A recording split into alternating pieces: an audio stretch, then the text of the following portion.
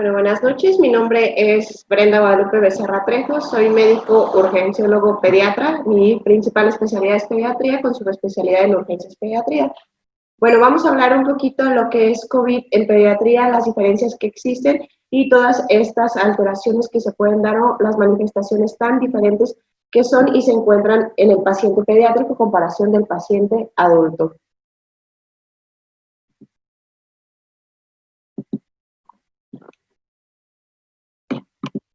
Bueno, primeramente tenemos que saber que el coronavirus viene de la familia Coronaviridae, es un virus de RNA monocatenario. Este puede causar casi en el 5 al 10% de los resfriados que son más comunes. Muchos de estos pasaban como incipientes o realmente no teníamos tantas manifestaciones que nosotros conociéramos. ¿Por qué? Porque pues realmente se ha visto que en la ciudad de Wuhan fue donde tuvo su primer pico, por lo que es la manipulación y aparte el estado dietético que ellos tienen, que es el consumo de muchos animales que no están comúnmente relacionados a las ingestas diarias que nosotros tenemos al día a día. El número total de serotipos hasta este momento son desconocidos.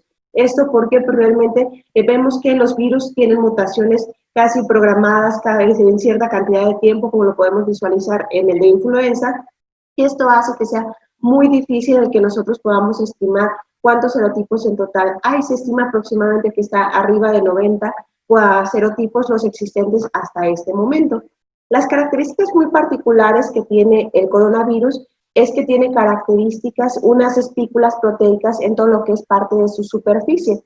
Cuando lo vemos al microscopio completamente, agarra la forma como una corona, de ahí viene su nombre y toda la terminología que posee.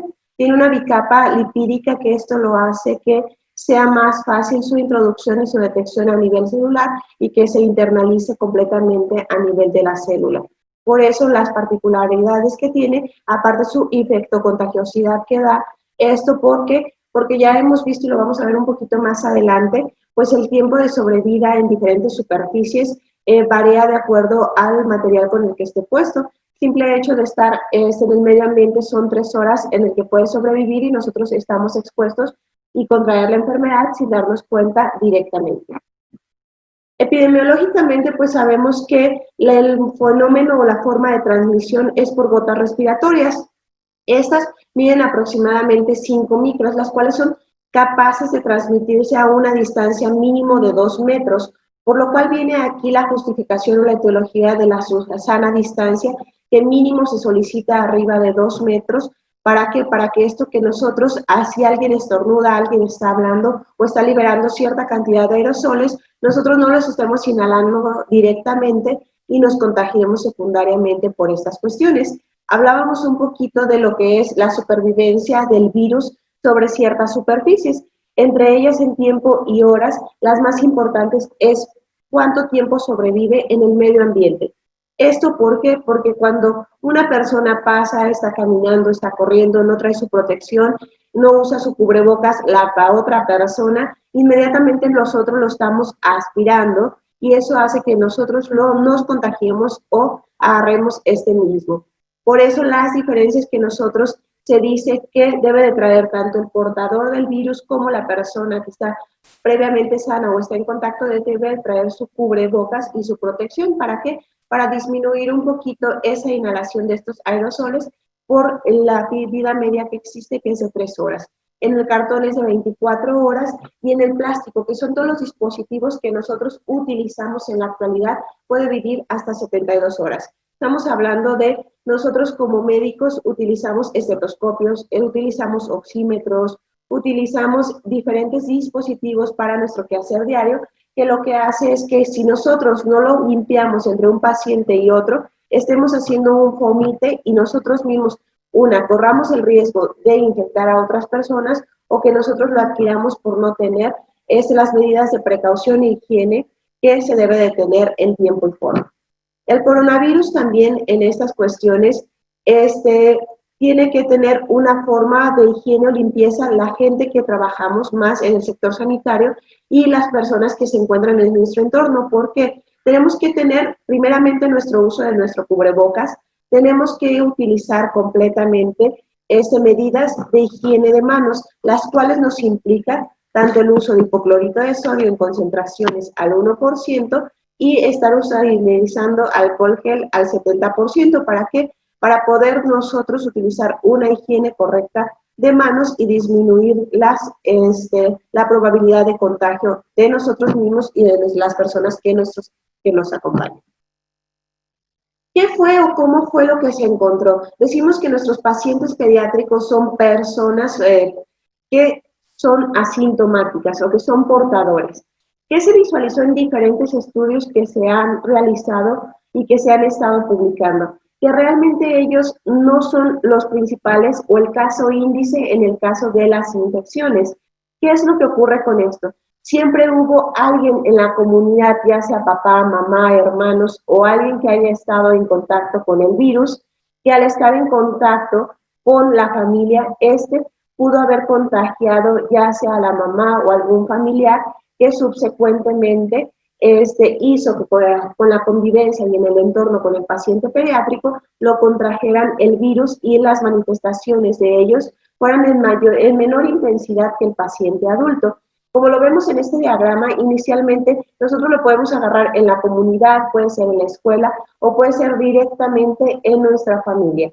Que al nosotros ponernos en contacto directamente con nosotros podemos contagiar tanto a nuestros abuelos, podemos contagiar a nuestros papás o podemos contagiar a más personas que convivan en nuestro propio entorno. Y más, si no guardamos una adecuada distancia, más aparte las medidas higiénicas, esto hace que nosotros estemos haciendo una infectocontagiosidad que se va a prolongar un poco más de tiempo. Esto también lo vamos a ver que la mayoría de los pacientes que se infectan en este entorno se ha visualizado que son pacientes menores a 16 años de edad. Y la edad promedio que se ha tenido en diferentes estudios es alrededor de los 7 años de edad, en el cual casi en todas las descripciones que ha habido en la literatura, ya sean los ingleses, los españoles o los chinos, siempre han reportado que ha predominado en los pacientes masculinos, en los cuales la mayoría, si se fijan en esta estadística, en esta tabla que nosotros les estamos mostrando, se reporta que el 65% fueron pacientes masculinos. De ellos habían tenido alguna exposición en el 38% en algún familiar o alguien más que hubiera salido con COVID positivo. En este estudio que ellos están reportando, que fueron principalmente la literatura china, reportan que ellos, casi la mayoría, el 85%, siempre tuvieron un contacto con algún familiar positivo. Ellos no fueron el caso índice como tal, sino que fueron contagios contiguos al estar en la convivencia en el entorno de sus domicilios.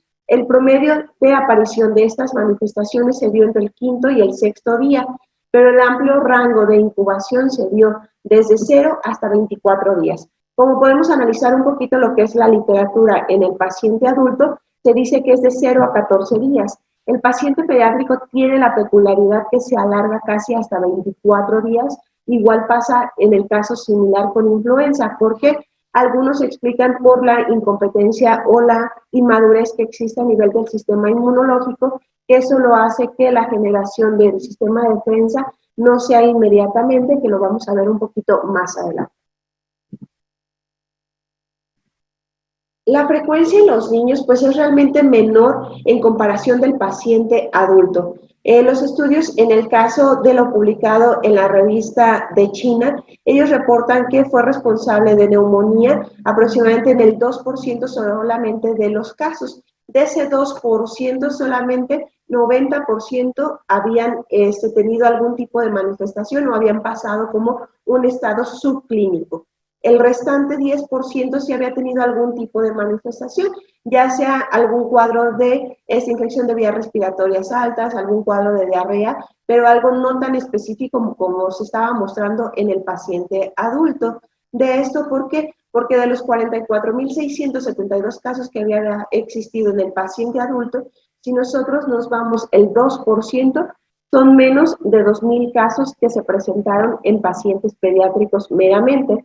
La edad media de presentación, como ya lo mencioné previamente, es los 7 años de edad, en los cuales ellos visualizaron que realmente el paciente pediátrico tuvo muy pocos ingresos a sus unidades hospitalarias a comparación de los pacientes adultos.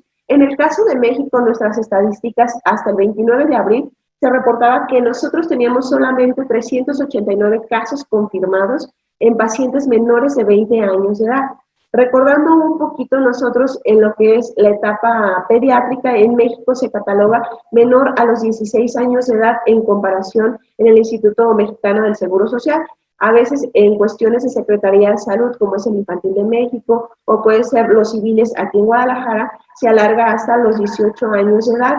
Algunos varía de acuerdo a las instituciones públicas en las que nos encontremos. De estos, se reporta que el 2% de los casos que estaban reportados eran pacientes pediátricos y el 49% se encontraban entre la edad de los 15 a los 19 años de edad. Pero ¿qué pasó en las últimas fechas y con la apertura de centros comerciales, con la cuestión de la disminución de la semaforización en comparación con el paciente pediátrico en las últimas fechas? Hasta el 28 de junio se reportaron que había existido 90 defunciones en pacientes pediátricos. De ellos volvemos a encontrar la estadística que afecta más al sexo masculino. De estos 90 defunciones, 49 eran niños.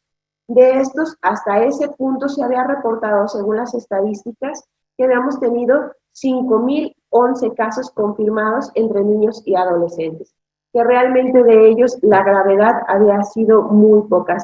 Si recordamos un poquito, en marzo el primer caso reportado había sido de un niño menor a 2 años de edad, que fue la primera muerte de COVID en México como tal.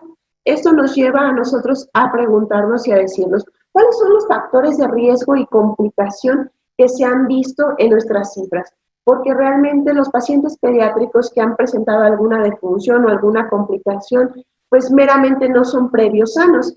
¿Qué es lo que nosotros estamos encontrando, lo que reportan nuestras guías o los lineamientos publicados por la Secretaría de Salud? Que los pacientes de mayor riesgo son los menores de 2 años de edad.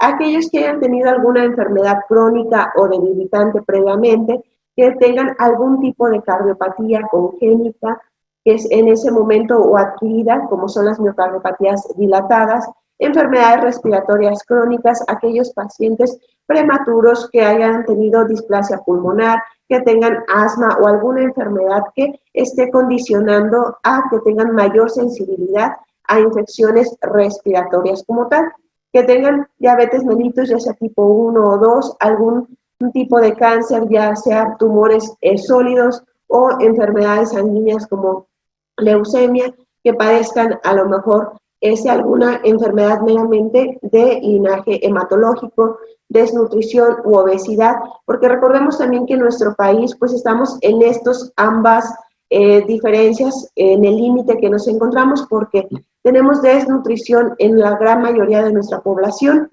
y obesidad en ciertos sectores, que eso hace que tengamos mayor cantidad de vulnerabilidad, que eso también se ve reflejado en el paciente adulto como tal. Aquellas condiciones con alguna depresión o debilidad de la inmunidad, insuficiencia renal crónica, enfermedad neuromuscular o el simple hecho de que no nos encontremos cerca de un centro de salud o algún lugar de atención médica que amerite que, si en el caso que nuestro paciente se encuentre con algún deterioro ventilatorio o algo, haga que no podamos brindarle una atención médica correcta, y eso hace que aumente la morbimortalidad en el paciente pediátrico como tal. Entonces, recordando un poquito los criterios o la definición operacional, encontramos que nuestro caso sospechoso es que cualquier paciente en los últimos días haya presentado 3 de estos síntomas cardinales, que son tos, fiebre o cefalea. Recordemos realmente que la cefalea no la podamos encontrar referida meramente en pacientes menores de 3 años de edad. El niño lo podemos encontrar como irritable, que ese es un dato cardinal en la etapa pediátrica. Puede estar acompañado o no alguno de estos síntomas. Puede tener fiebre, puede tener disnea, artralgias, mialgias, odinofagia, rinorrea o dolor torácico como tal. Pero ¿qué pasa y cuál ha sido la variante que hemos tenido en el paciente pediátrico y no cumple todos los criterios? La fiebre no está presente como tal en todo este periodo de tiempo, en los 7 días. Muchos de nuestros pacientes pediátricos han presentado A la de febrícula como tal, 37,8, 37,9, han presentado 38 grados. Y esto que ha ocurrido que no ha sido una fiebre tan persistente como se había descrito previamente. Antes se decía que era una fiebre y parte de nuestros criterios que vamos a ver un poquito más adelante de gravedad, es una fiebre de difícil control. Pero ¿qué pasó con el paciente pediátrico o estas variantes que se ha descrito en esta etapa? Los pacientes presentan febrícula no tan persistente, dura en muchas de las ocasiones, pueden presentar un pico febril solamente o durar menos de 72 horas y pasa como un cuadro de resfriado común. ¿Y qué pasa? Pues a todos estos pacientes pediátricos no se les está tomando las muestras como tal. Entonces, probablemente pueda padecer un COVID leve o subclínico en el cual solamente con la administración de manejo sintomático que se le está brindando a estos pacientes mejora las condiciones clínicas hasta que haya un adulto en su domicilio que presenta mayor cantidad de estas manifestaciones, es candidato a realizarle las pruebas. ¿Y qué pasa? Que es COVID positivo. ¿Y qué pasa con el paciente pediátrico? Pues se encuentra como un portador asintomático o que probablemente ya está en el periodo de salida de este proceso infeccioso como tal. Ya nuestro caso confirmado para poder nosotros decir que sí es COVID positivo es que tenga una prueba como tal confirmatoria, que ésta esté reconocida o subida en la Red Nacional de Laboratorios que nosotros conocemos como INDRE. Comentamos un poquito que la cefalea, pues no todos nuestros pacientes pediátricos van a saber reconocerla o definirla. ¿Cómo podemos nosotros definir que tiene cefalea? Que esté irritable. Que es irritable, que aunque esté en brazos de la mamá, que esté algún familiar con él tratando de consolarlo o ayudarle un poquito en esa condición, él no encuentre su lugar, esté llorando o que realmente no lo consuele completamente nada. Esa es la irritabilidad, porque es muy diferente cuando vemos que ante nosotros, como personal de la salud, nuestro paciente está llorón, no se consuela con la mamá, para nosotros eso es irritabilidad. Pero sin embargo, si el paciente llega a la mamá o llega a algún familiar conocido, lo abraza y se queda tranquilo, eso no es una irritabilidad como tal o definida. Eso es importante que lo tengamos nosotros en cuenta. También tenemos que saber, y vimos que nuestro periodo de infectocontagiosidad del paciente pediátrico va desde el día 0 que estuvo en contacto con alguien COVID positivo hasta 24 días.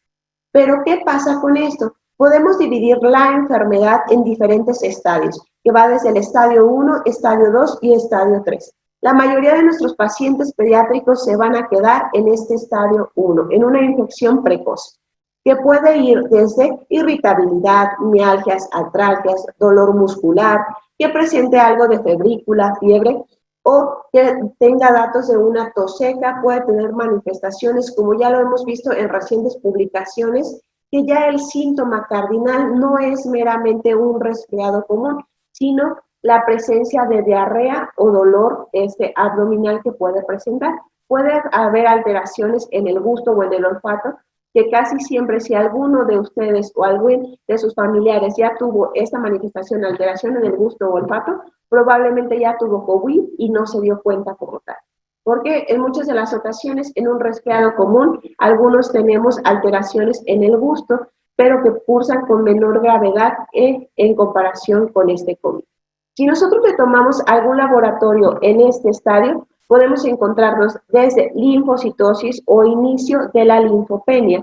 Podemos encontrar que si tomamos algún reactante de la fase aguda, como es la PCR, puede estar elevada o los tiempos de coagulación pueden estar normales o apenas en alguna alteración. Si nos vamos al estadio 2 de fase, que es la fase pulmonar, y ya es una respuesta inmune que puede estar en elevación o en disminución como tal, podemos encontrar que nuestro paciente ya puede presentar algún dato de dificultad respiratoria. ¿Qué es esto? Que si nosotros lo descubrimos, podemos encontrar tiraje intercostal, aleteo nasal, podemos encontrarlo con alguna manifestación de dificultad respiratoria, probablemente leve. Si nosotros le ponemos un pulso oxímetro, podemos encontrar a lo mejor alguna saturación limítrofe entre 92 y 93%, y ya si sacamos nuestra PAFI o nuestra SAFI, podemos encontrar alguna alteración en esto. que para calcular nuestras AFI solamente es la pulsioximetría y la cantidad de oxímetro de oxígeno que le estamos proporcionando a nuestro paciente. Ya para una PAFI sí necesitamos necesariamente una gasometría arterial. ¿Para qué? Para nosotros sacar cuál es su presión de oxígeno y cuánto oxígeno le estamos proporcionando para hacer ese cálculo y ver qué tanto tiene nuestro paciente de dificultad respiratoria y poderlo estadificar.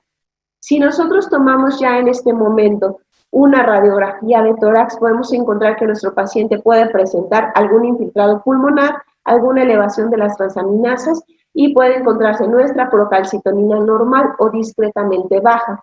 Ya en la citometría hemática encontramos linfopenia que va disminuyendo sus valores hasta que se vuelven o se pueden encontrar en datos críticos. Si nuestro paciente es un paciente inmunocomprimido o inmunocomprometido, cardiópata o tiene algún factor de riesgo, como ya lo mencionamos, podemos encontrarnos ya en una fase de respuesta inflamatoria, que ya podemos encontrarnos con datos de sepsis como tal, un estado de choque puede estar inicialmente compensado o ya en un estado de choque establecido, datos de algún distrés respiratorio agudo o una falla cardíaca como tal. ¿Por qué? Porque vamos a encontrar que podemos tener manifestaciones de un síndrome inflamatorio multisistémico. Si laboratorialmente, ¿qué podemos encontrar? Como lo vemos descrito en este diagrama, podemos encontrar elevación de la DHL como marcador inflamatorio, PCR elevada, que si contamos también con la medición de interleucinas puede estar por arriba de 300 o 500 su valor. Alteración o elevación del dímero, la ferritina, los triglicéridos y las troponinas como meros marcadores inflamatorios. Si nos vamos ya a la citometría hemática, puede ya evolucionar a una trombocitopenia y a linfopenia ya establecida. Si nos vamos ya a marcadores más específicos, podemos encontrar hasta una elevación del péptido natriurético cerebral en el caso que estemos sospechando de alguna manifestación a nivel cardíaco. Entonces, si se fijan, la mayoría de nuestros pacientes pediátricos o nuestras cifras, como vimos previamente, nuestros 5.011 reportados hasta el 28 de junio, se encuentran en esta fase, entre el estadio 1 y estadio 2. Muy pocas de esas población, que es el 90% que fallecieron, fueron los que evolucionaron hasta un estadio 3, que es muy diferente a las cifras que nos podemos encontrar en el paciente adulto en estos momentos. Si nos vamos a ver cuál es la fisiopatología en cuestiones del paciente pediátrico, vamos a encontrarnos que nosotros a la hora que alguien inhala, están las partículas en el aire y se encuentra en este entorno, alguien va a inhalar estas pequeñas micras. Esas micras de ese virus va a llegar al aparato respiratorio. En nuestro aparato respiratorio, nosotros como pediátricos, el pediátrico va a carecer de ciertas manifestaciones o estos receptores que son los tipo angiotensina tipo 2. A nivel pulmonar no va a tener la suficiente cantidad. ¿Y qué va a ocurrir? Esta es la primera teoría, que nosotros no tenemos ciertos o que cierta cantidad de estos receptores. Estos receptores los podemos encontrar a nivel pulmonar, a nivel gastrointestinal, por eso las manifestaciones gastrointestinales como tal, y esto va a hacer que las manifestaciones en el pediátrico sean menos intensas que en el paciente adulto. Si nos vamos ya a las cuestiones de la inmunidad celular, podemos encontrar que en una de estas teorías en el paciente pediátrico se dice que es una inmadurez de estas células, tanto de las células T como el sistema inmunitario humoral. Esto va a hacer que nuestra respuesta masiva inflamatoria sea en menor grado en esta etapa, principalmente en los pacientes menores de 8 años de edad. ¿Esto por qué? Como ya hemos visto o hemos tenido pláticas previas, el aparato respiratorio en el paciente pediátrico todavía se encuentra en desarrollo. Muchos de sus mecanismos completamente de defensa apenas están madurando y están volviéndose completamente adultos ya hasta la etapa de los 8 años de edad, que es cuando termina de crecer o de replicarse completamente nuestro árbol bronquial. Por eso las manifestaciones meramente en el paciente pediátrico van a ser más completamente gastrointestinales que respiratorios. Esto también nos va a llevar a nosotros, en cuestión ya de la respuesta inflamatoria, vamos a encontrar un cierto grado de incontrolada inflamación, que va a hacer que se eleven nuestras interleucinas 6, nuestro factor de necrosis tumoral alfa. Vamos a encontrar ciertos factores inflamatorios, como ya lo vimos previamente, que se van a encontrar elevados. Esto va a hacer que se haga una detección inapropiada de las células T, que son las responsables de esta inmunidad, y va a haber la generación de anticuerpos. Puede haber anticuerpos IgM o IgG e IgA en este cuadro.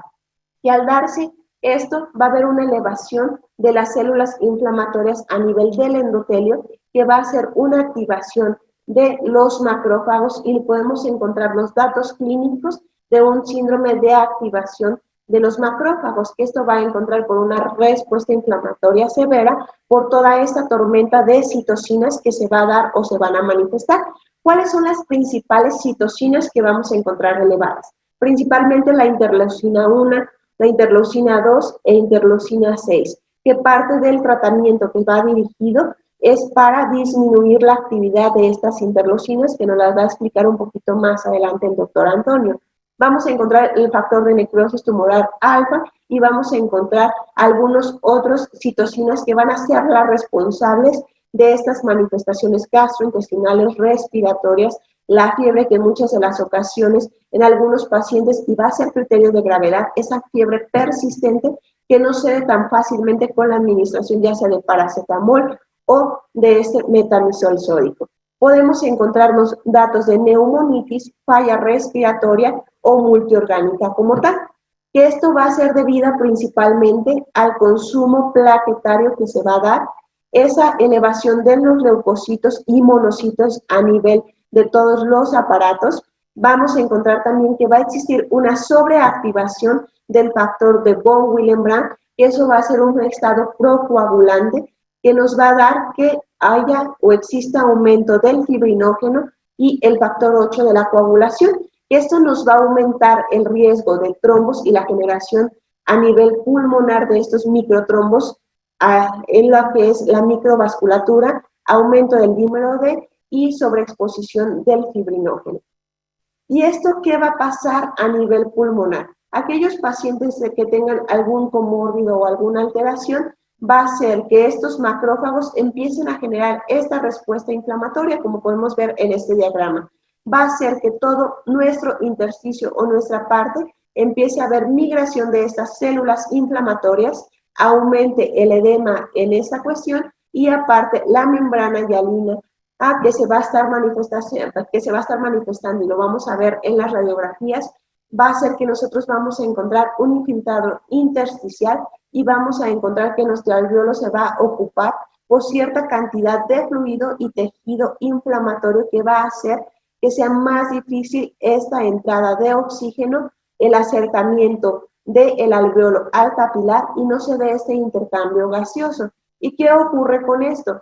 Que a nivel pulmonar o nuestra estrategia ventilatoria, como lo vamos a ver un poquito más adelante, vamos a necesitar esos volúmenes corrientes que se encuentran entre 6 y 8 mililitros por kilogramo de peso. Vamos a encontrar que vamos a necesitar un PEP elevado. ¿Para qué? Para poder hacer que este alveolo no colapse en su totalidad, pueda acercarse un poco más al capilar y pueda existir este intercambio gaseoso a nivel de este capilar. Por eso parte de esas estrategias ventilatorias que vamos a hablar un poquito más adelante en el caso del paciente grave con el doctor Antonio, va a estar especificado o explicado por esta fisiopatología que lleva el paciente con COVID. Vamos a ver también que va a haber, como vemos en esta imagen, en este capilar, un aumento del dímero, y esto va a haber aumento de la fibrina, que esto nos va a brindar un estado protrombótico. Y como podemos ver en lo descrito, no solamente del paciente pediátrico,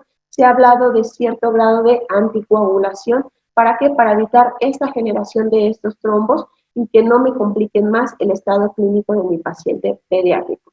Que si esto se mantiene, pues vamos a llevarnos a un SDRA severo. Si hablamos también de la afectación del paciente con COVID, no solamente va a tener manifestaciones gastrointestinales, vamos a tener manifestaciones pulmonares y a nivel renal. ¿Qué pasa y qué se ha visto a nivel del glomérulo? Al entrar en contacto completamente el COVID, Aquí entramos que vamos a tener una activación de factores de esta coagulación que va a hacer que tengamos nosotros cierto grado de necrosis y isquemia glomerular, que si esta se establece y nosotros no dirigimos correctamente este tratamiento, va a existir esta elevación masiva de estas citocinas, principalmente el factor de necrosis tumoral alfa y el MCP1, que es un marcador de inflamación crónica como tal, va a venir a dañar nuestro endotelio, principalmente a nivel proximal del túbulo proximal, y esto va a caracterizarse por un daño glomerular y afectación podocitaria, y que esto va a hacer que mi paciente quede con cierto grado o daño a nivel renal, que si esto se mantiene y parte de nuestras estrategias que malamente estamos acostumbrados, administramos cargas, administramos cierta cantidad de volumen sin nosotros hacer una restricción. ¿Qué va a ocurrir o qué va a pasar? Nuestro paciente va a empezar y va a tener cierto grado de fuga al tercer espacio. Esto va a llevarnos a una inflamación tanto del hígado como a nivel pulmonar, que va a ser una fuga masiva de ese líquido o ese volumen que puede llevar a una disfunción pulmonar, disfunción cardíaca, que yo amerita o requiera parámetros ventilatorios más elevados, que sumado al uso de muchos de los medicamentos que nosotros tenemos, que si cumple criterios probablemente para una influenza, le vamos a dar tratamiento para esta. Entonces, nuestros antivirales tienen cierto, se puede decir, tropismo hacia lo que es la eliminación o depuración a nivel renal. Vamos a utilizar muchos antibióticos.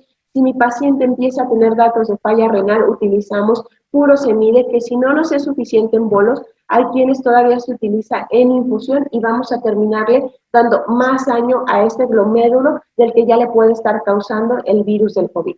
Aparte de esto, vamos a utilizar aminas vasoactivas e inotrópicas que van a hacer que exista cierto grado de vasoconstricción a nivel arteriolar, y eso establezca un daño renal más prolongado y tengamos que llevarlo a un paciente en algún momento a una terapia sustitutiva si esto no se revierte. Entonces, esto nos puede llevar a nosotros a múltiples manifestaciones que pueden justificarse por estas manifestaciones y tropismo que tiene el virus del COVID. Si nos vamos a la teoría de la evasión inmunitaria, que se dice que el por qué el paciente pediátrico no tiene tantas manifestaciones, podemos encontrar que nosotros tenemos nuestra célula o nuestro anticuerpo, que al ponerse en contacto este virus a nivel de estos receptores, tenemos una respuesta. Vamos a formar anticuerpos dependientes. Estos anticuerpos dependientes van a tratar de frenar o parar esta respuesta inmunológica, que nos puede llevar a una destrucción viral y a la recuperación completamente de nuestros síntomas en estos pacientes que se recuperan o muestran manifestaciones mínimas en estas primeras 72 horas, o llevarnos a una respuesta severa. Que esta lo vamos a llevar, que si no se formaron la suficiente cantidad de anticuerpos neutralizantes, nos va a llevar a que el virus va a formar una forma de evasión inmunitaria, que esta evasión va a hacer que no lo reconozca completamente los receptores y nos lleve completamente a un aumento de la infectividad y la muerte celular programada, que no sea suficiente estas interleucinas o este sistema inmunitario, principalmente las células TH2, que nos va a llevar a una estimulación de las TH1, no se va a prolongar o no se va a dar como tal y va a hacer que el paciente tenga una elevación de estas citocinas proinflamatorias, principalmente la interleucina 1 y 6 y factor de necrosis tumoral alfa, como ya lo vimos previamente. Entonces, esos van a ser los mecanismos que nos puede llevar a la evasión inmunitaria de esas manifestaciones, que solamente ese 10% de nuestros pacientes pediátricos puedan tener estas manifestaciones, porque ese 90% que cursa como asintomático, manifestaciones leves, tiene la suficiente capacidad de generar esta eliminación de virus por anticuerpos antineutralizantes. ¿Sale? Entonces, con esto vamos a encontrar que hay diferentes manifestaciones o lo que es parte del COVID en el embarazo. Si mi paciente embarazada o algo más presentan manifestaciones de COVID. Nos encontramos a las 28, a las 34 semanas de gestación. En este periodo sí puedo utilizar y está indicado que podamos utilizar maduradores fetales. ¿Para qué?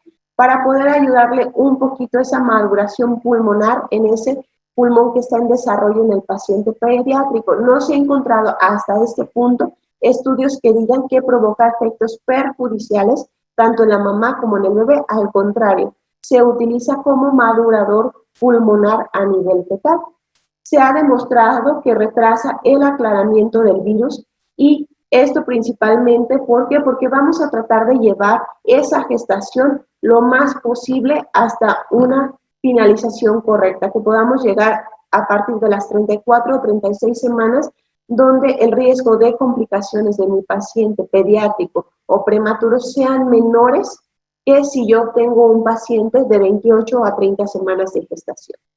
La finalización de la gestación, no hay una indicación para que nosotros tengamos que hacer una interrupción del embarazo antes de tiempo o realizar una cesárea programada solamente en el caso que esté en riesgo o que esté presentando alguna otro tipo de manifestación o complicación la mamá al momento de estar embarazada. De preferencia se debe de producir cuando la paciente ya haya presentado una negativización en las muestras como tal. Si es ya muy inminente y no pudimos nosotros llevar a un término de un embarazo lo más que se pueda al término, podemos tener a una paciente hospitalizada siempre vigilando que no presente datos de sufrimiento fetal. ¿Por qué? Porque si mi paciente yo la mando a su domicilio y no está monitorizada como tal, se encontró que cierta cantidad de mujeres embarazadas en China tuvieron pérdida del bienestar fetal y tuvieron que hacer algún tipo de interrupción del embarazo. ¿Esto para qué? Para que encontrar el binomio materno-fetal que se encuentre lo más seguro posible y con el menos cantidad de riesgo y complicaciones que presenta. En caso de que nosotros tengamos que realizar pinzamiento de cordón, las recomendaciones son: para disminuir el riesgo de transmisión, aunque no existe un nivel de evidencia hasta este punto que diga que hay una transmisión vertical como tal, lo que se recomienda es, si es un paciente que es mayor de 34 semanas de gestación, tiene que estar el pinzado del cordón entre los 0 y los 30 segundos. Si es un paciente que es muy prematuro, menor a 32 semanas de gestación, pero hay que valorar riesgo-beneficio en ese pinzamiento tardío que tiene que estar entre los 30 y 60 segundos como tal. Eso va a ser a juicio tanto del ginecobstetra como del pediatra que esté a cargo en ese momento del alumbramiento del paciente. Hay que evitar el contacto piel con piel. En ese momento se quitó un poco en la paciente que tiene síntomas o es sospechosa de COVID o ya un caso confirmado, el mostrarle ese bebé, presentárselo a la mamá hasta que no se dé una reanimación, resucitación inmediata y se tiene que apartar lo más posible de la mamá. ¿Para qué? Para tratar de evitar ese contagio secundario en la sala de partos o en el quirófano como tal. ¿Qué pasa o qué hemos visto en las series publicadas tanto por los chinos como los españoles en el caso de la transmisión vertical? En la provincia de Wuhan, ellos se encontraron en un estudio de 33 neonatos nacidos con madre confirmada con COVID, que los síntomas más comunes que se presentaban en 4 de estos 33 neonatos fue dificultad respiratoria. Puede ser o manifestarse como un síndrome de adaptación pulmonar, se manifestó como una taquipnea transitoria del recién nacido que no llevó ciertamente a una intubación endotraqueal. Los hallazgos radiográficos que se presentaron fueron inespecíficos y fueron catalogados como un síndrome de distrés respiratorio como tal. No presentaron ninguna muerte en estos 33 neonatos y la presencia del virus solamente fue detectada en 3 de estos pacientes. Los demás, solamente por el antecedente de una madre positiva, se consideraron o se pusieron en el foco rojo para ver las manifestaciones que presentaron. Solamente se aisló el virus en estos 3 neonatos, sin evidencia marcada o que nosotros podamos decir que existió una transmisión vertical como tal. El comportamiento que se tuvo de estos 3 pacientes que salieron positivos es que El padre había salido con una PCR positiva hasta ese momento. La mamá había presentado fiebre o algún dato de neumonía como tal. El paciente pediátrico había presentado marcadores como una procalcitonina negativa en ese momento. Lo único que no marca en este artículo o este diferencial fue en qué momento de vida se le tomó la procalcitonina, si fue dentro de las primeras 24 horas o después de las 72 horas para poder considerar este valor. Se le tomó en estos pacientes 3 pruebas como tal. Ellos tomaron o consideraron una prueba nasofaríngea y anal para considerarla como tal. La primera salió positiva, confirmaron con una segunda y al pasar del tiempo salió una tercera prueba negativa. ¿Esto qué nos lleva a nosotros a pensar o a determinar? Que la viremia, en el caso que sospechemos o queramos descartar una transmisión vertical, las pruebas malamente se toman dentro de las primeras 24 horas del nacimiento del paciente pediátrico. Las recomendaciones hasta este momento existentes son que las pruebas se tienen que tomar después de las 24 horas de nacido y se tiene que tomar antes de los 6 días de vida. ¿Y qué pasa normalmente? En algunos centros se está tomando la prueba, la primera prueba sale negativa y ya no se toma una confirmatoria, una segunda prueba. Entonces se cataloga como el paciente negativo como tal. Entonces, ¿qué pasa o qué ocurre? Tiene que existir mínimo 2 pruebas que se tomen con 24 horas de diferencia con la cadena de tomado correcto, que es que nosotros pongamos la muestra inmediatamente a la temperatura que se requiere, se transporte correctamente y se haga una identificación, porque si nosotros no seguimos esta cadena de muestreo correcta, probablemente la muerte del virus se dé y el aislamiento sea completamente negativo hasta ese momento. Otro de los pacientes, solamente uno, presentó manifestaciones severas. Él sí presentó, igual si se fijan, la mayoría tuvo 2 pruebas positivas, la tercera salió negativa y lo único que requirieron o necesitaron fueron oxígeno en puntas nasales y no requirió alguna otra alteración o dispositivos avanzados de la vía aérea. El único riesgo o el paciente 3 que tuvo más manifestaciones o inestabilidad hemodinámica presentó ruptura prematura de membranas, hubo alteración o caída de los linfocitos y alteraciones o datos de una coagulopatía como una coagulación intravascular diseminada. Sin embargo, el paciente logró su recuperación y no hubo el fallecimiento en ninguno de estos 3 pacientes, como podemos ver en los días de evolución desde enero hasta el 15 de febrero. El tiempo más o menos de hospitalización que tuvieron fueron de 15 días. Si nos vamos ya a las radiografías que se reportan en estos pacientes pediátricos, si se fijan pueden pasar como datos clínicos de una neumonía o una taquipnea transitoria del recién nacido, en el que encontramos solamente un infiltrado intersticial como tal. Podemos encontrar datos un poquito de atrapamiento aéreo, como podemos ver en esta imagen, que puede ser horizontalización de los arcos intercostales, podemos encontrar discreto herniación del parénquima, sin ver datos meramente de consolidación o un infiltrado alveolar como tal. Si nos vamos completamente a la tomografía, solamente vemos o visualizamos incremento de la trama vascular como tal, y no se ve como en el paciente adulto, que es un infiltrado que se encuentra hacia la periferia o en aumento. ¿Y qué pasó o qué ocurrió? ¿Qué podemos realizar de acuerdo a las normativas o lineamientos en el paciente pediátrico o en el recién nacido con madre confirmada con COVID positivo? Si mi paciente no está confirmado o se encuentra asintomático, lo tengo yo que mantener con medidas de aislamiento, tanto de contacto como de gota. Se prefiere y se recomienda que mi paciente esté en una incubadora, que esté con una monitorización de constantes vitales y vigilancia clínica, principalmente de pulso y oximetría. ¿Por qué? Por el riesgo de deterioro ventilatorio y que esté presentando una hipoxia probablemente silente. Tenemos que tomar muestras para el diagnóstico microbiológico y descartar que las manifestaciones que nosotros estemos teniendo no tenga que ver con algún proceso infeccioso de etiología bacteriana o relacionado por la forma de terminación del embarazo o asociado a una ruptura prematura de membranas. Las visitas tienen que estar limitadas a excepción del cuidador principalmente sano. ¿Qué pasa? Y la cultura que nosotros tenemos en México. Se acaba de aliviar algún familiar y dentro de las primeras 24 horas ya tiene la paciente más de 3 visitas en un día. En esta cuestión o en el caso que estemos sospechando de la infección por COVID, hay que limitar estas visitas principalmente dentro de las primeras 72 horas hasta no vigilar que el paciente recién nacido presente algún tipo de manifestación.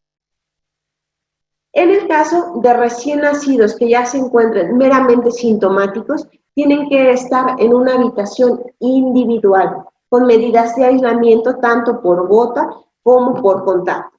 Tiene que estarse monitorizando mis constantes vitales, tenemos que tomar igual muestras microbiológicas para descartar que no tenga una infección sobreagregadas, tomar estudios de imagen para ver que no exista ese incremento de ese infiltrado intersticial o que empecemos a tener una evolución a un deterioro ventilatorio que si nosotros no lo monitorizamos no nos demos cuenta. Tenemos que dar un manejo clínico que no va a diferir en cuestión a lo que son las medidas de soporte de cualquier paciente recién nacido con alguna sintomatología, como son los cuidados del cordón, el cambiado del pañal, su baño diario. No se tiene que modificar en ninguna cuestión la rutina del recién nacido. En caso que presente algún dato de dificultad respiratoria o que tenga el antecedente de ser prematuro, se tiene que utilizar su surfactante a consideración del médico que esté a cargo, la ventilación de alta frecuencia en caso de presentar un SDRA severo y en caso necesario que requiera el óxido nítrico inhalado. Recordemos también que parte de estas medidas tenemos que tener en caso que mi paciente esté con ventilación mecánica, tener nuestros dispositivos. En el caso de que requiera una ventilación a presión positiva, contar con nuestro filtro, tanto en el dispositivo de ventilación a presión positiva como en el circuito de nuestro ventilador como tal, siempre y cuando también debemos de contar con circuito cerrado de aspiración lo más que se pueda. ¿Para qué? Para no estar liberando la cantidad de aerosoles cada vez que desconectemos a nuestro paciente para realizar la aspiración. Evitar el uso inapropiado de antibiótico-terapia y igual visitas limitadas. Si nosotros, este es un algoritmo que está publicado en España principalmente por el Ministerio de Sanidad, ellos ponen esta directriz. Si tengo una madre con sospecha de COVID, le tomo la muestra y mi muestra es positiva, hay que tener un caso en investigación. Vamos a vigilar a mi paciente recién nacido y lo vamos a catalogar como sintomático o asintomático. Si es asintomático, tenemos que realizar una prueba de PCR. Si esta sale negativa, se descarta el caso y va a salir de la sala a cuidados rutinarios con su mamá. Si tiene una PCR positiva, es un caso confirmado y va a estar en vigilancia este paciente. Solamente se va a considerar su alta si presenta ausencia clínica o una PCR negativa ya de comprobación. Pero si mi paciente es sintomático completamente, tiene que continuar su vigilancia en cuidados intensivos hasta que nosotros consideremos y que la clínica permita que el paciente pueda ser dado de alta, ya sea a binomio o a su domicilio.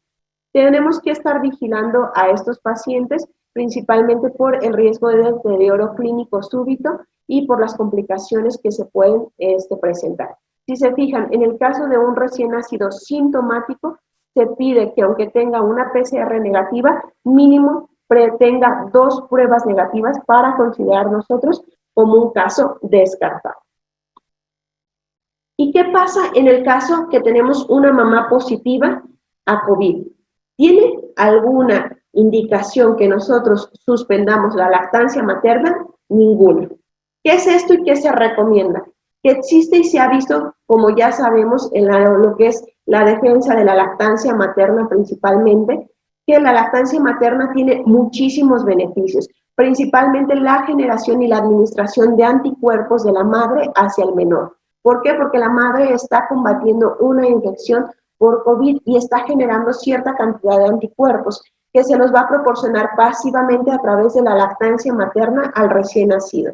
Entonces, no hay ninguna recomendación hasta este momento que exista o que contraindique la lactancia materna. ¿Qué es lo que se recomienda? Podemos utilizar nuestros dispositivos. Siempre que se vaya a dar lactancia materna, la mamá debe de contar con un cubrebocas, de preferencia un N95, que use el alcohol gel antes y después de haber dado la lactancia materna y que esté evitando el estarse tocando el cubrebocas para ella misma estar generando una coinfección, porque el cubrebocas está contaminado. Si la mamá se lo está tocando completamente, se puede tocar ciertas partes del cuerpo y ella misma está inoculando el virus, y al momento que tenga que estar dando la lactancia materna, puede contagiar indirectamente al menor. Por eso las medidas de higiene y protección tienen que estar muy arraigadas y se tienen que cumplir en la mayoría posible. También si se puede utilizar careta a la mamá, ¿para qué? Para evitar el que se esté tocando el cubrebocas y la contaminación secundaria. ¿Y esto por qué? ¿O por qué tantas manifestaciones? Porque el paciente pediátrico, como vimos y hemos estado hablando, las manifestaciones son inespecíficas. En el caso de datos de dificultad respiratoria, puede presentarse con o sin sibilancias, o simplemente tener el dato cardinal de taquipnea. Pero que es importante que nosotros conozcamos los signos vitales en el paciente pediátrico. Taquipnea en el recién nacido o menor de 2 meses de edad se considera arriba de 60 respiraciones por minuto. Mayor a 50 en el rango de edad de 2 a 12 meses. Mayor a 40 en pacientes de 1 a 5 años de edad. Y mayor a 30 respiraciones por minuto en mayores a 5 años de edad. Siempre y cuando nuestro paciente pediátrico no presente llanto o fiebre en ese momento, porque la fiebre puede hacer que mi paciente presente taquipnea y nos estemos confundiendo que sea meramente respiratorio, cuando la fiebre puede estar condicionando a esta alteración. Que encontremos datos de dificultad respiratoria como retracción costal, tiraje intercostal, aleteo nasal, roncos, sibilancias, o que presente datos de cianosis o saturación menor al 92%. Puede presentar o no manifestaciones como vómitos frecuentes, diarrea con signos o sospecha de deshidratación y rechazo a la alimentación, así como hipoglicemia por la mala alimentación o poca ingesta alimentaria, y ya neurológicamente confusión o letargia. La pregunta que yo les hago, y ahorita que apenas está terminando primavera y está iniciando verano, ¿cuántos de los pacientes que ustedes han visualizado pediátricos no los pudieron haber catalogado como una gastroenteritis probablemente infecciosa, alguna intoxicación alimentaria, que a lo mejor probablemente tuvo datos subclínicos o clínicamente que nosotros no consideramos a la hora de nuestra valoración que haya presentado datos de COVID? Entonces, aquí un poquito de esa reflexión, y aparte de esto, invitarlos a ustedes a ponerse las medidas de precaución. No nos consideremos ni héroes ni valientes, sino que antes de revisar a cualquier paciente, tenemos que asegurarnos que nosotros tengamos la protección mínima. ¿Qué es esto? Que utilicemos gogles, cubrebocas, guantes o mínimo nuestra careta para evitar que nosotros mismos no estemos contagiándonos, o que aparte tengamos esas medidas de precaución de no estarnos llevando las manos hacia la cara o hacia el cubrebocas. No solamente los pacientes, sino también nosotros como personal sanitario.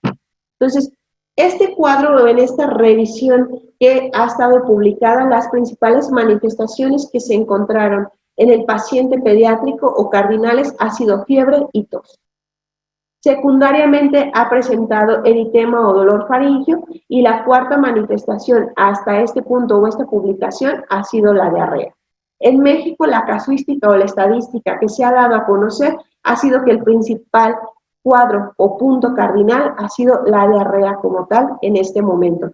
Ha habido pacientes, y en muchas de las cuestiones, varios de mis compañeros o algunos chat que nosotros tenemos como pediatras, han comentado que han presentado cuadros simulados de apendicitis, que ellos a la hora de hacer la intervención quirúrgica encuentran datos de un apéndice blanco, le toman la prueba de COVID y COVID sale positivo a las 72 horas de que ellos hicieron la intervención sin encontrar alguna manifestación ya sea clínica o sea patológica como tal, al tener la muestra anatomopatológica como tal del apéndice en ese momento. Entonces, por lo cual, pues vemos que las manifestaciones en el paciente pediátrico son bastante variadas y la frecuencia que se ha encontrado pues varía de acuerdo a cada región y a las condiciones muy particulares que tenga en ese momento el paciente pediátrico, si está obeso, está desnutrido o, como ya vimos, algún factor de riesgo considerable. Ya con esto y ya con las manifestaciones clínicas que tenemos, ¿cuáles son mis datos de alarma para yo considerar que es un paciente potencialmente grave o complicado? Que presente datos de dificultad respiratoria por una respiración rápida, algún tiraje intercostal, que esto lo podemos ver como hundimiento costal, marcado de ese tiraje, podemos encontrar lo que nosotros le llamamos esa disociación tóraco-abdominal, que el tórax y el abdomen lleve su ritmo independientemente. ¿Qué pasa normalmente cuando un recién nacido respira? A la hora que inspira, infla no solamente aumenta el tamaño del tórax, sino también del abdomen. Esta disociación tóraco-abdominal vamos a encontrar que el tórax se hunde y el abdomen se eleva. Esto se llama disociación tóraco-abdominal. Podemos encontrar quejidos al poner nosotros el estetoscopio o audibles a distancia.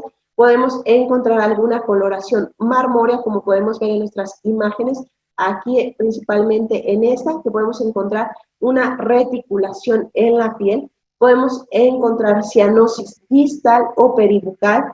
Podemos encontrar fiebre que no se controla fácilmente. Es el niño que la mamá lo está bañando, ya le dio paracetamol, ya le dio Motrin, le dio metamizol y pese a eso no llega a cifras normales de temperatura. Presenta datos o dificultad para la alimentación o amamantarse y el niño se ve más enfermo. ¿Qué es esto? Es el típico niño que la mamá nos describe que no lo ve bien, que lo ha encontrado más somnoliento, que está más irritable y que pese a que le trata de dar de comer, lo trata de consolar o arrullar, es un paciente que no se queda tranquilo completamente. Si nuestro paciente presenta cualquiera de estos datos de alarma, es importante que lo estemos monitorizando y vigilando. ¿Por qué? Porque es un paciente que probablemente es altamente complicado. Y si le sumamos que su lugar de residencia queda a más de 30 minutos del hospital o de nosotros donde nos encontramos, es un paciente que tiene riesgo de deterioro y parada respiratoria, porque recordemos un poquito, la principal causa de paro cardiorrespiratorio en el paciente pediátrico no es como en el adulto, que es meramente cardiológica, sino la principal causa es hipoxia y alguna dificultad respiratoria que se volvió insuficiencia respiratoria que nosotros no detectamos oportunamente. Eso es en el caso de las manifestaciones clásicas de un paciente pediátrico con COVID, pero si nos vamos al síndrome inflamatorio multisistémico, que los primeros casos que se empezaron a publicar fue a mediados o finales de abril, que empezaron a reportarse en Nueva York, algunos se reportaron en Inglaterra y en España. ¿Qué fue o qué ocurrió? Pacientes que presentaron fiebre persistente y algunas características de la enfermedad de Kawasaki, un choque tóxico. Que todos decían, es que no cumple manifestaciones completas, tiene un Kawasaki Light o no completa todos los criterios que se necesitan para la enfermedad de Kawasaki, les empezaron a llamar la atención. Una de las publicaciones que hizo Nueva York fue por 50 casos, principalmente en el lado de Long Island, que ellos tuvieron alguna justificación como datos de una respuesta inmune postinfecciosa. ¿Cuáles fueron estos datos clínicos que se encontraron? Fue el dolor abdominal, vómito, hipotensión o taquicardia, que si se fijan son manifestaciones inespecíficas para un cuadro clínico. ¿Y qué pasó con esto? Ellos empezaron a ver que existían datos de prodromo que ellos encontraban, desde fiebre de más de 3 días de evolución, el niño se quejaba o encontraban datos de dolor faríngeo marcado, podía presentar datos de dolor abdominal inespecíficos o simular como cuadros de una apendicitis. Estos se podían acompañar o no de vómito, diarrea, cefalea, irritabilidad, mareos, algunas alteraciones visuales que están descritas como diplopia o que tenían fotofobia o palidez en el paciente. Si se fijan, no son específicas a un cuadro clínico como tal. que con el pasar de las horas podían acompañarse de un estado febril inflamatorio y ya empezaban a cumplir datos clínicos o sugestivos de un Kawasaki, como eran labios rojos, secos, agrietados, edema de manos o extremidades, inyección conjuntival, alguna erupción en la piel o dolor articular, que si esto evolucionaba y se establecía, podía presentar alteraciones en lo que viene siendo las coronarias. Había cierto incremento de la respuesta inflamatoria a nivel de la capa íntima de las coronarias, que esto podía incrementar la presión a nivel de este vaso o esta arteria, que podía pasar dos cuestiones: o incrementaba solamente la presión y hacía discreto abombamiento de la pared de la íntima, o lo hacía muy severo con un estado procoagulante al generar trombos y estarse liberando esos trombos y llegar a las partes más distales de este corazón o esta arteria coronaria y provocar microinfartos o zonas o alteraciones en la perfusión del tejido del miocardio, o provocar aneurismas tan severos que pudieran tener el riesgo de provocar alguna ruptura espontánea y alguna afectación o alteración a nivel del miocardio. Y estas manifestaciones se vieron que en el síndrome inflamatorio multisistémico hubo afectación cardíaca en el 58%, a comparación de un Kawasaki clásico, que solamente se reporta una afectación cardíaca en aproximadamente el 20% de estos pacientes. Estas manifestaciones cardiológicas se veían más prontamente que en el Kawasaki. Las encontraban entre el tercer al séptimo día. Estas afectaciones o aneurismas cardíacos, podíamos encontrar dolor torácico o alguna otra alteración meramente en este paciente, que si lo vemos o leemos un poquito el Kawasaki, la manifestación o las afectaciones coronarias descritas se reportan aproximadamente después del séptimo al 10º día de la enfermedad como tal. Entonces, ellos vieron que estas manifestaciones o estas afectaciones eran más tempranamente. Presentaban falla renal aguda en el 70% de estos pacientes. Ya podemos entender un poquito con la fisiopatología que ya les explicamos, por el daño al podocito y la afectación a nivel del túbulo contorneado proximal. Existía también elevación de las enzimas hepáticas en 20% de estos pacientes, y solamente encontraron meramente manifestaciones pulmonares en el 18%. ¿Esto por qué? Por las justificaciones de elevación inmunológica y por la cantidad de receptores de angiotensina tipo 2 que carece el paciente pediátrico ante etapas más tempranas. Podríamos encontrar afectación importante de las lacerosas, como puede ser derrames pericárdicos o derrames pleurales en estos pacientes, que si se mantenían o continuaban estas manifestaciones, nos podían llevar a un estado de choque y una disfunción multiorgánica en el paciente pediátrico. ¿Por qué? Porque realmente solamente estas afectaciones que se le atribuyeron a este 18% a nivel pulmonar, muchos concluyeron que fueron meramente la intubación o la protección de la vía aérea al estado de choque, y no meramente a complicaciones que ellos hayan visualizado tanto imagenológicamente o laboratorialmente en una gasometría lo habían constatado como tal. ¿Y qué pasó con esto? Pues ya al posterior, a finales de abril, se dan a conocer los criterios sugestivos de un síndrome inflamatorio multisistémico publicado por la OMS. ¿Qué es esto y qué nos solicita? Que nosotros tengamos dos de los siguientes criterios: rash o conjuntivitis no purulenta, que presentemos inflamación mucocutánea, tanto oral, en manos o en pies, datos de hipotensión o choque, factores de disfunción miocárdica, como puede ser pericarditis, valvulitis o anormalidades coronarias, que sean siempre y cuando corroboradas por algún ecocardiograma, que presente alguna elevación de marcadores de daño o afectación al miocardio, como puede ser la troponina o el péptido natriurético. Podemos encontrar evidencia de coagulopatía, como puede ser alteración de los tiempos de coagulación y un dímero D elevado, o problemas gastrointestinales, que puede ser desde diarrea, vómito o dolor abdominal. Y esto siempre y cuando nosotros no justifiquemos la presencia de algún factor o algún dato que me pueda desencadenar o simular datos de un choque tóxico, como puede ser que nosotros no hayamos aislado un estafilococo o un estreptococo y que tengamos elevación de nuestros marcadores inflamatorios. Entonces, siempre y cuando nosotros tenemos que tener un paciente con una PCR positiva, algún test antigénico o el factor de riesgo que hayan estado en contacto con un paciente COVID positivo. Entonces, con esto y siempre teniendo en cuenta a consideración estos criterios, son los que me van a ayudar a descartar o no que yo tenga un paciente con un COVID positivo que me esté simulando un síndrome inflamatorio multisistémico. El diagnóstico, ¿cómo lo voy a realizar? Realizando la prueba, no hay de otra.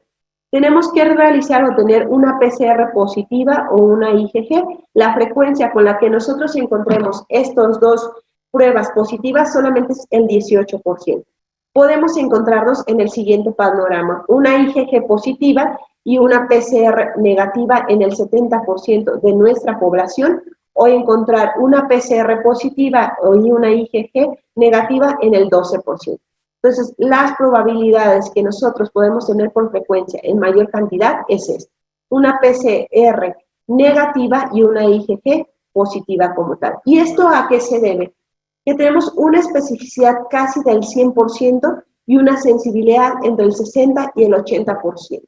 Esto porque si nosotros tomamos una muestra nasal, solamente va a resultar nuestra sensibilidad del 73%.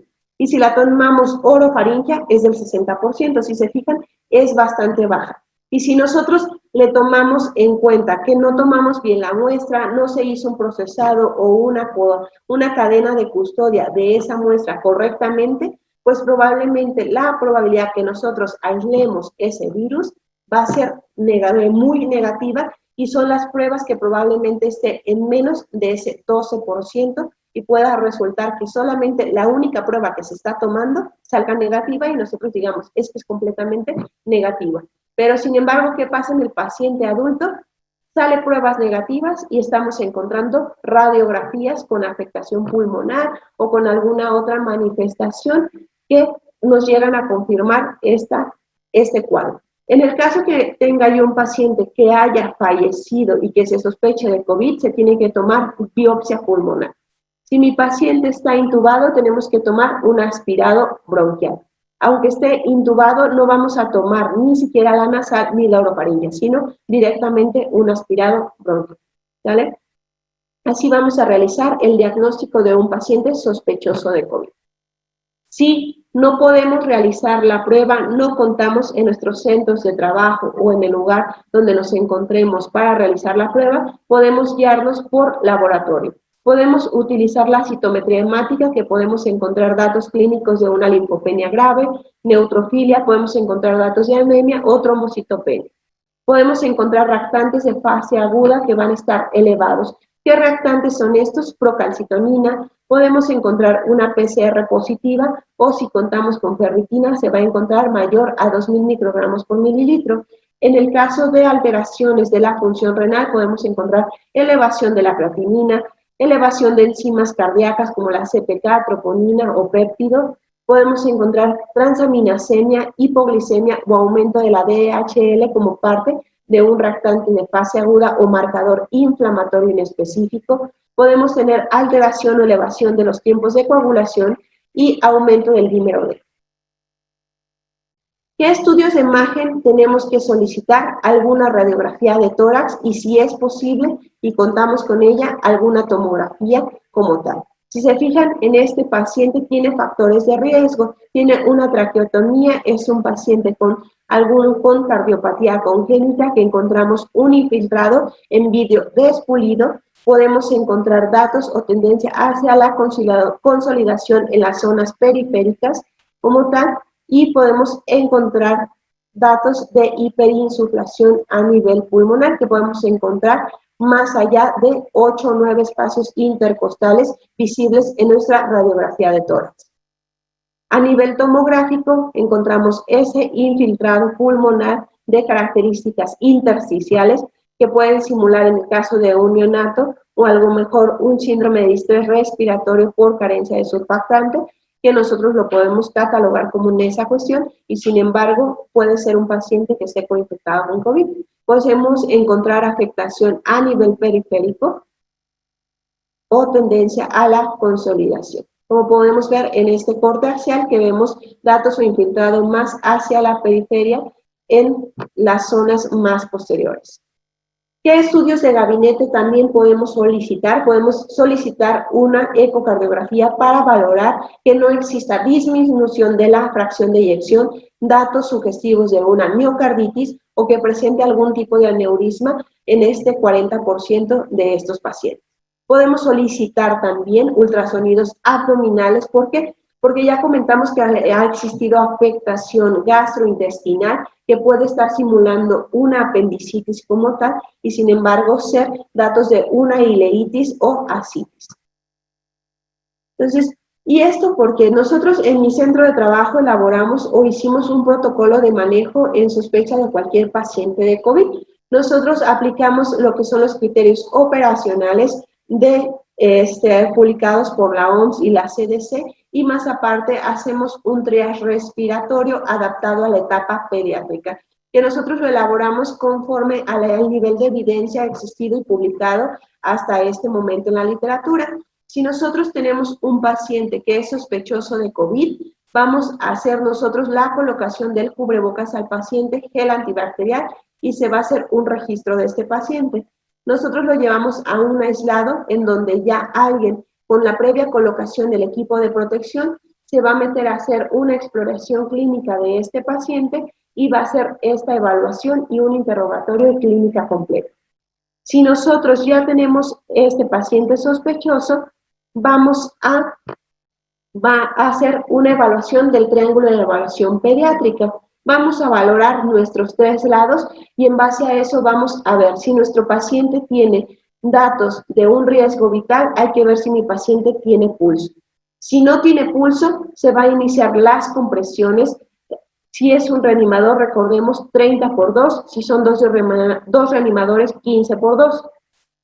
Si mi paciente solamente tiene afectación de un lado de la evaluación, vamos a ver una ventilación a presión positiva en caso que mi paciente lo requiera y vamos a utilizar una mascarilla reservorio.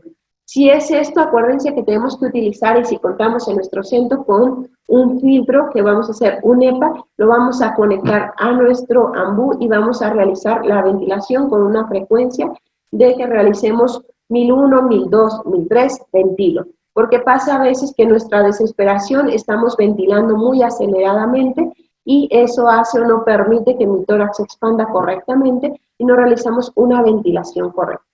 Si nosotros, en el caso que hayamos realizado o necesitado hacer RCP, pero mi RCP no fue exitoso, se tiene que realizar biopsia de pulmón. Pero si mi RCP es exitoso, hay que realizar una intubación con el equipo de protección. Recordemos que los nuevos cambios que han existido en el RCP con COVID, puedo interrumpir las maniobras de reanimación para yo realizar la intubación. ¿Esto por qué? Porque antes, si alguien era muy diestro y muy bueno para intubar durante el RCP, no había nada que lo contraindicara. Pero cada vez que nosotros comprimimos, estamos haciendo una liberación de un volumen minuto y ese volumen va a hacer que se esté generando mayor cantidad de aerosoles. Entonces, al momento que nosotros vayamos a realizar una intubación o protección de la vía aérea, tenemos que tener nuestro equipo de protección y parar en ese momento la reanimación para hacer una protección de la vía aérea.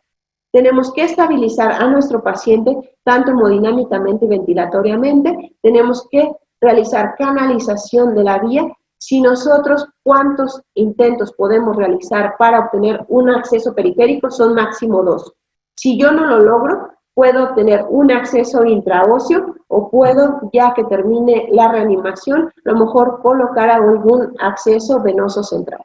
Tengo que tomar mis estudios de laboratorio, una citometría hemática, PCR, procalcitonina, tiempos de coagulación y todos los laboratorios que ameritemos para hacer un catálogo de ese paciente y el daño a órgano que haya dejado esas alteraciones. Tomar un TAC de tórax siempre que sea posible y siempre y cuando las condiciones clínicas y hemodinámicas del paciente lo permitan, y no se nos olvide tomar nuestra muestra para confirmar si es un COVID positivo o no y no dejarlo solamente en sospecha, siempre y cuando también notifiquemos a nuestro epidemiólogo. Si mi paciente solamente presenta datos de polipnea o taquipnea, podemos colocar dispositivos de oxígeno, de preferencia dispositivos de no reinhalación. ¿Para qué? Para que no se esté liberando esa cantidad de partículas al medio ambiente. Vamos a tomar nuestra prueba, notificación también a nuestro epidemiólogo en turno y vamos a tomar mínimo como laboratoriales nuestra BH, química sanguínea y nuestra radiografía de tórax. Vamos a valorar en base a esto si tiene criterios de hospitalización mi paciente o se puede manejar ambulatoriamente.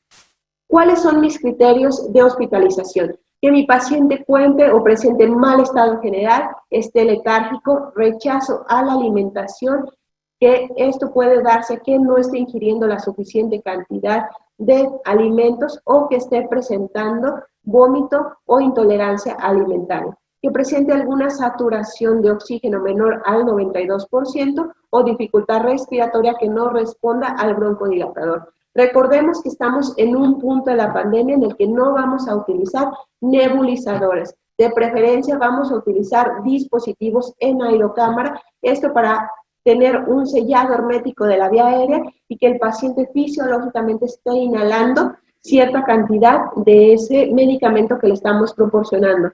Recordemos que solamente menos del 10% que nosotros le estamos administrando en cada disparo es el que va a llegar a la vía respiratoria inferior. Por eso lo más importante es tener un sellado hermético y una correcta administración de estos fármacos o dispositivos presurizados.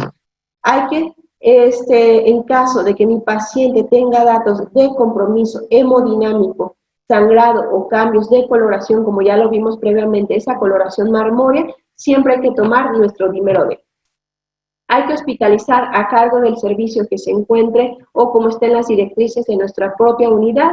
Si no tuviera criterios de hospitalización, hay que solicitar el teléfono del paciente, el domicilio, para monitoreo domiciliario por llamada y que continúe en aislamiento estricto por 14 días. Esto es más o menos lo que nosotros trabajamos y lo que nosotros hacemos en mi unidad, en mi hospital, para que nosotros podamos tener ese dato de alarma o sospecha clínica que desde el momento en que llega a motivo de consulta ya se esté activando ese foco rojo y que no nos pase lo que ha ocurrido en las diferentes publicaciones, que una de las revisiones que publicó los canadienses, ellos reportaron que casi el 48% de su población había sido pacientes que estaban conectados meramente al sector de salud. ¿Y qué había ocurrido? ¿Por qué esas manifestaciones? Porque habían hecho una incorrecta clasificación mediante la realización de triage en el paciente pediátrico, otra, que no se habían utilizado esas medidas de aislamiento correctamente y que se había hecho una coinfección de los pacientes, del personal sanitario, por también el uso inadecuado o correcto del equipo de protección personal que debemos de tener. Un poquito regresando nomás tantito al algoritmo previo, en caso que mi paciente no cumpla o tenga las manifestaciones operacionales como tal, hay que continuar nuestra evaluación general, iniciar tratamiento específico y enviarlo a su domicilio para que continúe vigilancia y tratamiento que ya haya requisitado o dado de su médico tratante en ese momento.